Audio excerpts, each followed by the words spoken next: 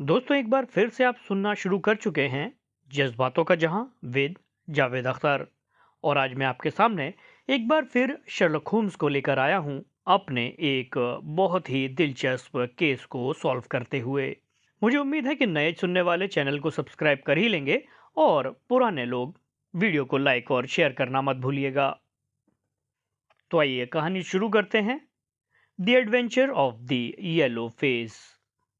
अपने दोस्त के अनगिनत मामलों जिनमें उन्होंने हमें अपने कमाल के हुनर को देखने और सुनने का मौका दिया, इन शॉर्ट स्टोरीज को पब्लिश करने से पहले मैं आमतौर से उनकी कामयाबियों के बजाय उनकी नाकामयाबियों पर ध्यान दूंगा। ऐसा मैं उनकी मशहूर होने को ध्यान में रखकर नहीं, बल्कि असल में इसलिए कह रहा हूं कि जब वो अपनी एनर्जी और होशियारी की वजह से बहुत तारीफ के काबिल थे, जिस मामले में वो नाकाम हो गए थे उसमें कोई दूसरा कामयाब हो सका, और कहानी को हमेशा के लिए अधूरा छोड़ दिया गया। बहरहाल कई बार ऐसे मौके भी आए कि उनकी गलती के बावजूद सच्चाई सामने आ गई। इस तरह के लगभग आधा दर्जन मामलों की सूची मैंने बनाई है। एग्जाम्पल के लिए मस्ग्रेव रिचुअल समेत दो मामलों को मैं यहाँ शामिल करने जा रहा हूँ। उनमें जबरदस्त इंटरेस्टिंग फैक्ट्स मौजूद हैं।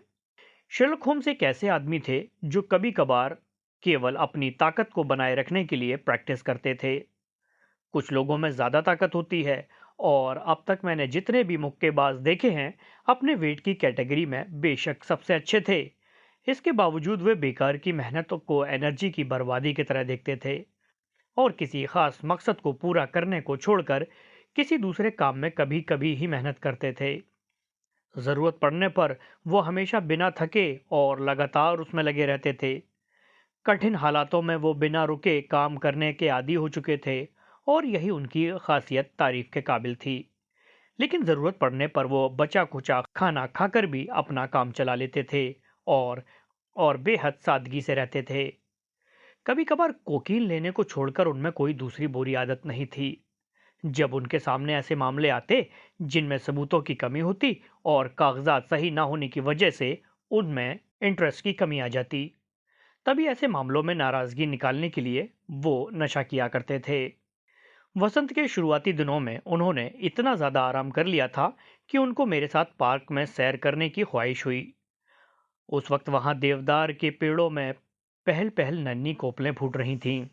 अखरोट की ऊपरी टहनियों से कलियां फूटकर 5 परतों वाली पत्तियों में बदलना शुरू हो गई थीं। दो पक्के दोस्तों के लिए जितना हो सकता था, हम दोनों लगभग 2 घंटे तक पार्क के लगभग सभी भागों में शांत होकर टहलते रहे। हम लगभग 5 बजे दोबारा बेकर स्ट्रीट लौट आए।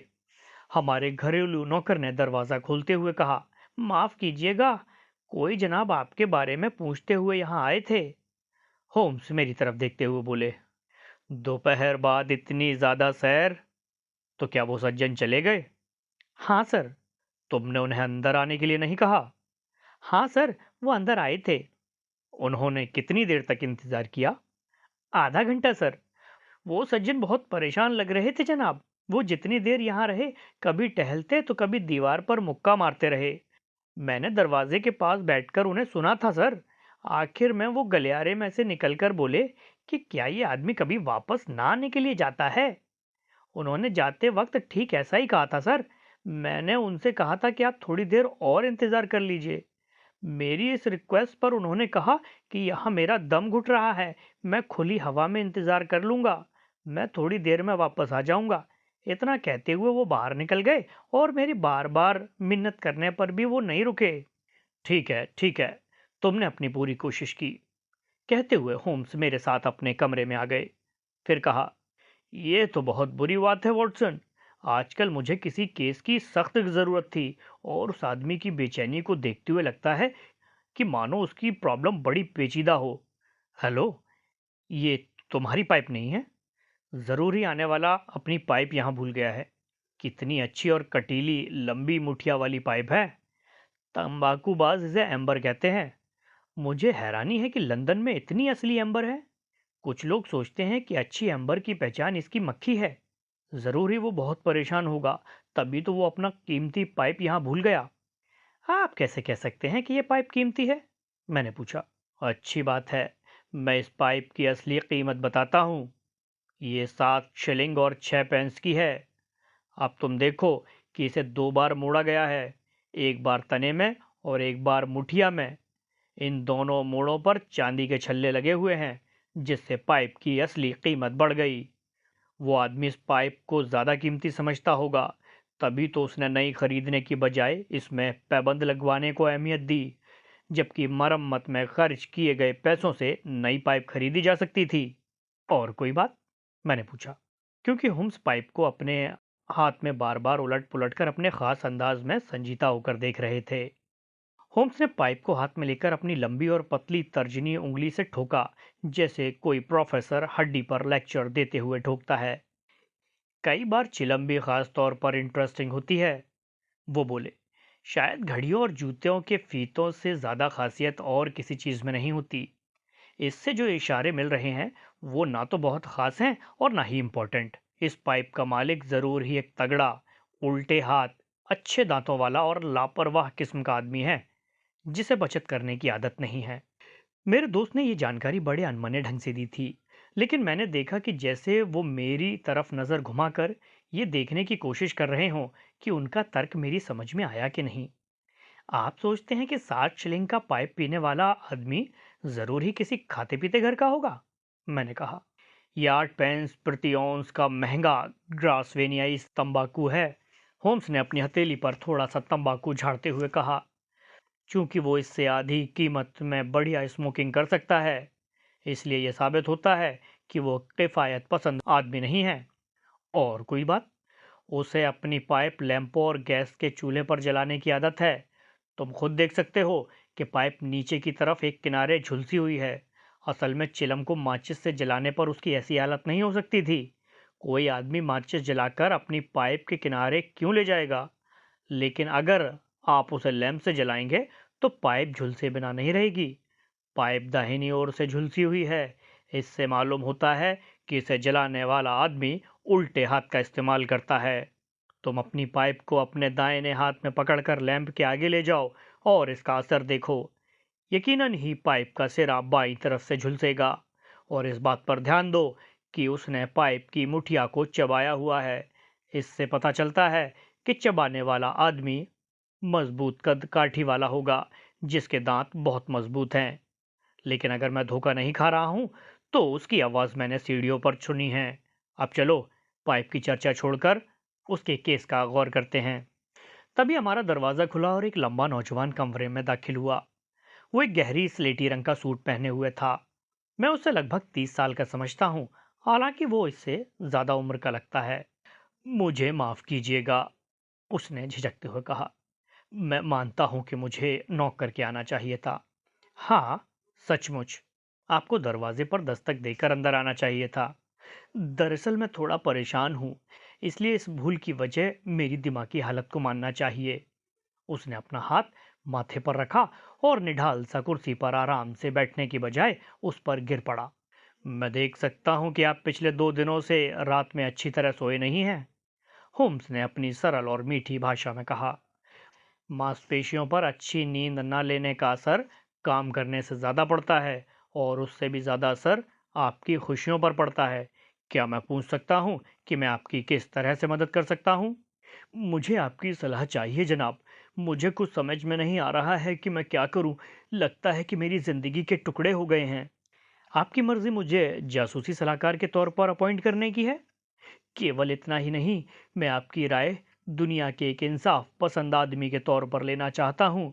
मैं जानना चाहता हूँ कि मुझे आगे क्या करना चाहिए। मैं ईश्वर पर भरोसा करके कह सकता हूँ कि आप मुझे बता पाने में कामयाब होंगे। उसकी बातें उलझी थीं। कभी वो हल्की, कभी भारी और कभी तेज आवाज में बोलने लगता था।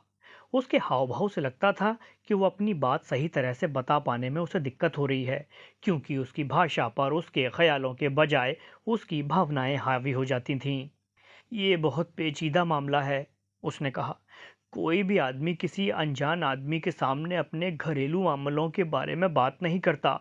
ये बहुत ही बुरा है कि एक आदमी अपनी पत्नी के बर्ताव की चर्चा उन 2 आदमियों के सामने करे जिन्हें उसने पहले कभी भी नहीं देखा हो।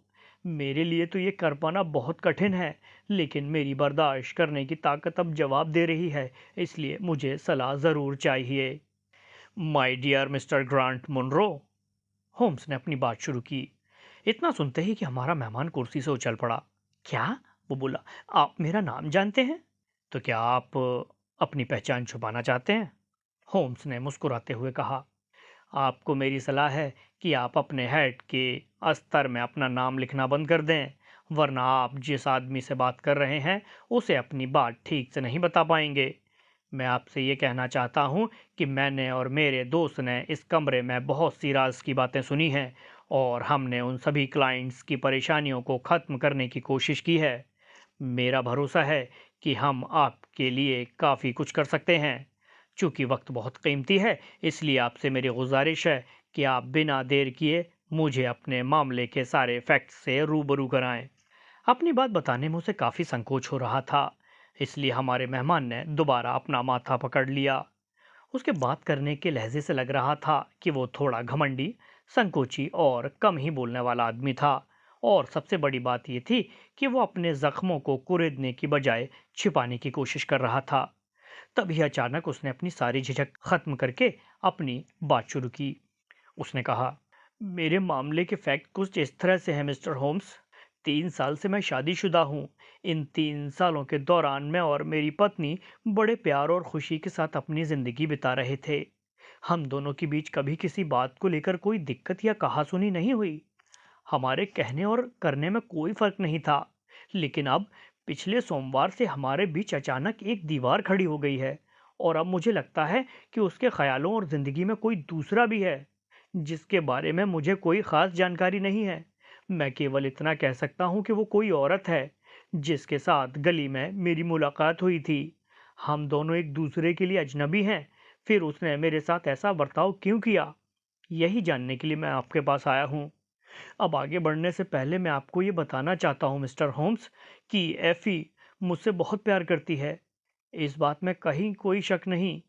मैं ये जानता हूँ कि वो आजकल पहले के मुकाबले अपने दिल और आत्मा से मुझसे ज़्यादा प्यार करने लगी है, और मैं भी महसूस भी करता हूँ। मैं इस बात में कोई तर्क नहीं करना चाहता। कोई आदमी अपनी पत्नी के प्यार के बारे में आसानी से बता सकता है, लेकिन अब हमारे बीच एक राज पैदा हो गया है और हमारा रवैया तब तक पहले जैसा नहीं हो सकता जब तक वो साफ ना हो जाए। कृपया आप मुझे फैक्ट से रूबरू कराइए मिस्टर मोनरो। होम्स थोड़ा बेचैन होकर बोला। मैं आपको बताना चाहता हूँ कि मुझे एफी के अतीत के बारे में काफ़ी जानकारी है। हालांकि वो अभी जवान और केवल 25 साल की है, लेकिन मुझसे पहली मुलाकात से पहले वो एक किसी की विधवा थी। उस वक्त उसका नाम मिसेस हेवान था। वो छोटी उम्र में ही अमेरिका चली गई थी और अटलांटा नाम के शहर में रहने लगी थी, जहां उसने इस वकील हेब्रान से शादी कर ली थी। उन दोनों का एक बच्चा भी था, लेकिन बदकिस्मती से वहां पीलिया फैल गया, जिससे उसके पति और बच्चे दोनों की मौत हो गई। मैंने उसके पहले पति का डेथ सर्टिफिकेट देखा है। उसका मन अमेरिका से उचट गया और वो लंदन आकर मिडिल सेक्स में पिनर नाम की जगह पर एक आंटी के साथ रहने लगी। यहाँ मैं आपको ये बताना ज़रूरी समझता हूँ कि उसका पति उसे काफ़ी अच्छी सिचुएशन में छोड़कर गया था। उसने अपनी पत्नी के नाम 4,500 पाउंड की रकम इन्वेस्ट की थी, जिस पर उसे ब्याज के रूप में एवरेजन 7% का इंटरेस्ट मिलता था। जिस वक्त मैं उससे मिला, उसे पिन्नर में रहते हुए केवल 6 महीने हुए थे। हमें एक दूसरे से प्यार हो गया और उसके एक हफ्ते बाद हमारी शादी हो गई। मैं खुद एक हॉप, जो शराब को तेज बनाने वाली पेड़ की छाल है, उसका व्यापारी हूँ और मेरी एनुअल इनकम 700-800 पाउंड है, जिससे हम दोनों का खर्च बड़े आराम से चल जाता है। हमने नॉर्वरी में 80 पाउंड सालाना किराए पर एक सुंदर बंगला लिया हुआ है। हमारा घर बहुत ही देहाती इलाके में कस्बे के पास था। हमारे घर से थोड़ी दूर पर एक सराय और 2 घर बने हुए थे, और हमारे घर के सामने एक कॉटेज थी। इनके अलावा वहां स्टेशन की तरफ आधा मील तक कोई मकान नहीं था। मेरा कारोबार मौसमी था, इसलिए मुझे ज़्यादातर शहर में ही रहना पड़ता था। लेकिन गर्मी के मौसम में मेरे पास कोई ख़ास काम नहीं होता था। तब हम दोनों पति पत्नी अपने देहाती घर में अपनी मर्जी के मुताबिक खुशी खुशी रहते थे। मैं आपको बता दूं कि इस मनहूस मामले से पहले हमारे बीच किसी तरह के शक की कोई गुंजाइश नहीं थी। आगे बढ़ने से पहले मुझे आपको एक बात और बतानी है। हमारी शादी के बाद मेरी पत्नी ने अपनी सारी प्रॉपर्टी मेरे ना चाहते हुए भी मेरे नाम कर दी थी, क्योंकि मैंने सोचा कि अगर मेरे कारोबार में कोई ऊंच नीच होगी तो उसका क्या होगा। बहरहाल वो जैसा चाहती थी वैसा ही हुआ। लगभग 6 हफ्ते पहले वो मेरे पास आकर बोली, जैक, जब तुमने मेरा पैसा लिया था तो कहा था कि अगर मुझे ज़रूरत पड़े तो तुम मुझसे मांग लेना। बिल्कुल, मैंने ऐसा ही वचन दिया था। वो सब तुम्हारा अपना खुद का है। अच्छी बात है, उसने कहा। मुझे 100 पाउंड की ज़रूरत है। दोस्तों, कहानी अब भी जारी है। इसका अगला भाग सुनने के लिए चैनल को ज़रूर सब्सक्राइब करें और बेल आइकन को भी हिट करते चलें ताकि आने वाले एपिसोड की नोटिफिकेशन सबसे पहले आपको मिले। तो मिलते हैं अगले एपिसोड में।